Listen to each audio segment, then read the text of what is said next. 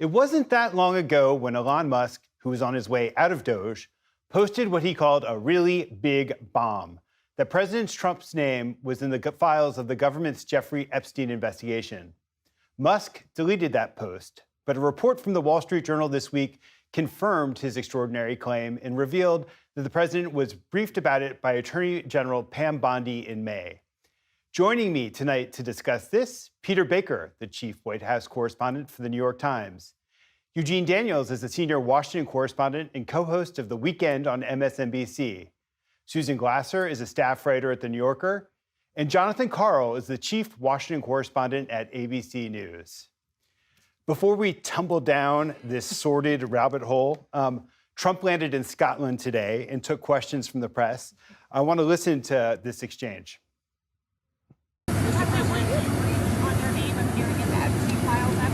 No, I was never briefed. No. Eugene, the Wall Street Journal reported that he was in these files and he was briefed about it. The New York Times confirmed it. Why in the world is he denying this? Donald Trump denying something that everyone else says is true. I'm shocked by that.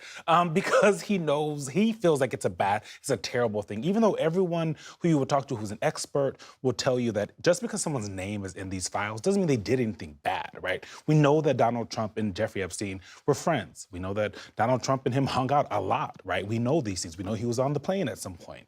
And so what Donald Trump has clearly made the calculation that he can't be connected to Jeffrey Epstein in any way, shape, or form. And because for years, he and a lot of the people that are in the administration stoked the files so much and talked about how bad they were and how all these pedophiles were in these files, he knows he cannot cop to knowing that he was in these files. But you know, here's the thing. When Pam Bondi put out what she called phase one of the Epstein files in those binders to those right-wing influencers, those documents, which were mostly stuff that had already been out, 300 or some pages, Donald Trump's name was in those documents. Right. Those documents included Epstein's address book, which had Donald Trump, it had his brother Robert, it had Ivanka, it has his ex-wife Ivana, had several Trumps, and also had the flight logs from some of Epstein's flights between West Palm Beach and Teterboro in New York and one to D.C. I think his name appeared 4 or 5 times already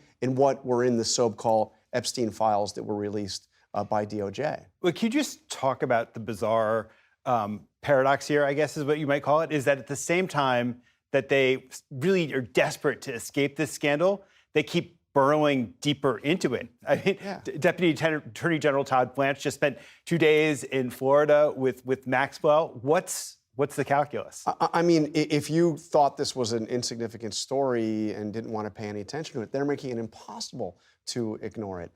Having the Deputy Attorney General go down to Tallahassee for 2 full days to meet with Ghislaine Maxwell, who obviously is in prison for sex trafficking, is an extraordinary development. And what other case do you see like that? And it's not just that.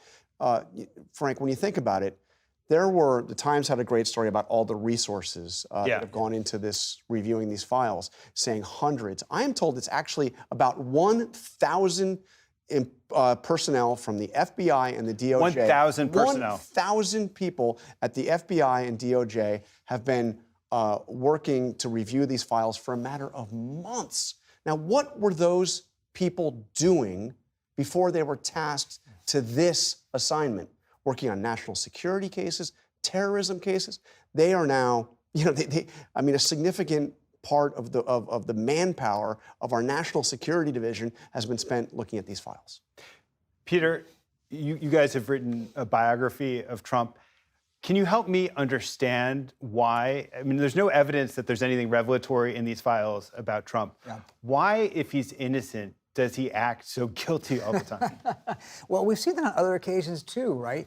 The Robert Mueller investigation found no provable in court conspiracy with Russia, and yet he seemed to act like there was one, right? He seemed to act very close to Russia, very admiring of Putin. Why do you do that if in fact you don't have something wrong. And by firing people like Jim Comey back in his first term, you act like you've done something wrong. You're trying to cover it up.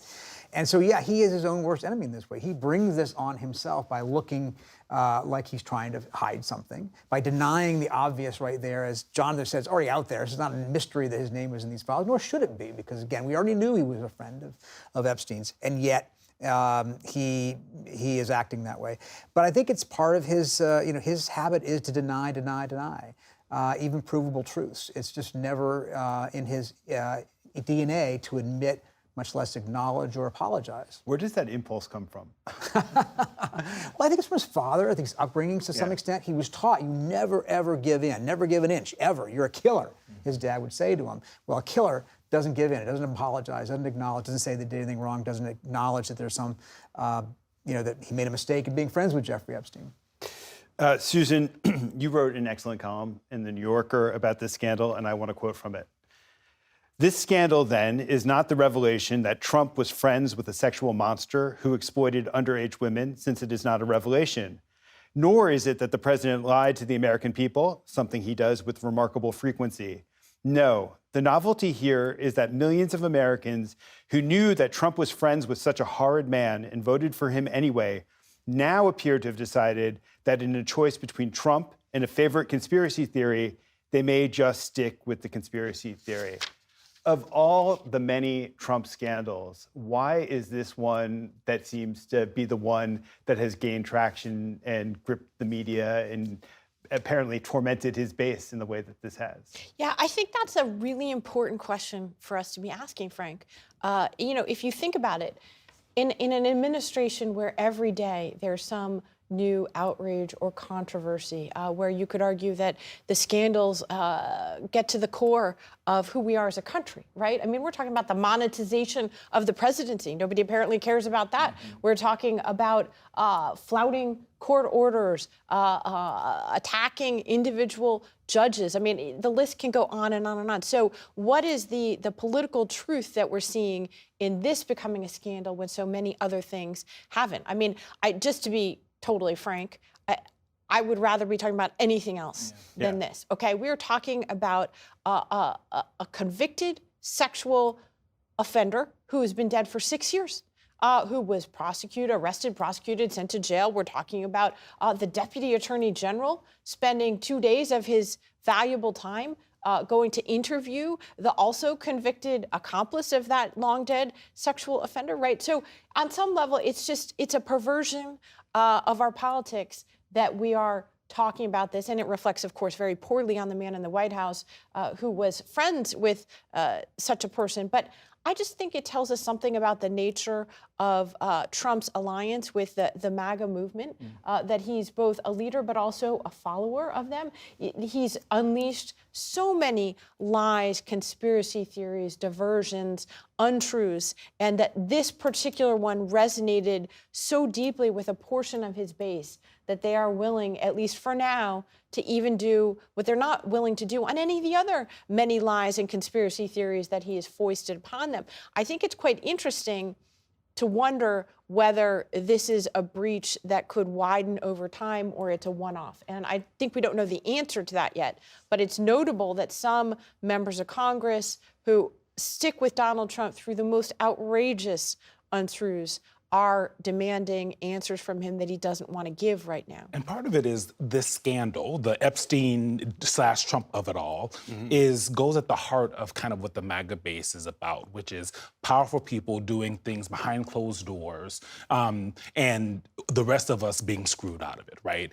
And usually Donald Trump is on the side of the people that are getting screwed, right? Usually Donald Trump is talking about how, the lowly man and woman are losing out to these these interests in Washington, D.C., and people are defending and protecting them, and we have to stop those people. But now they are seeing Donald Trump seemingly being one of the people doing the defending and the protecting of the powerful people, and him being one of the powerful people themselves. That's why I think he can't shake it, because, and at the end of the day, they love a conspiracy theory, right? Over and over and over again. This is one that when you talk to people, the pedophile rings, alleged pedophile rings in Washington, D.C. New York. It's the base of QAnon. And also, remember the pizzeria. But let's be clear here that, we act as though these poor people were misled and now they're shocked to find out like that Donald Trump was friends with Jeffrey Epstein. They've known that Exactly, for years. yeah, Okay, exactly. how many times have we inflicted upon our viewers or our readers images of Donald Trump and Jeffrey Epstein? Video The of them video of dancing. them partying. That's from But decades ago. The MAGA base, though, is upset now, not because they think Yeah. Trump was friends with Epstein. They're upset because they thought that the Epstein files would tell them something about other people, Yes. about other rings. They didn't want to actually target Trump, per se. That's sort of collateral damage in a way. They thought it would be telling about Bill Clinton, it would be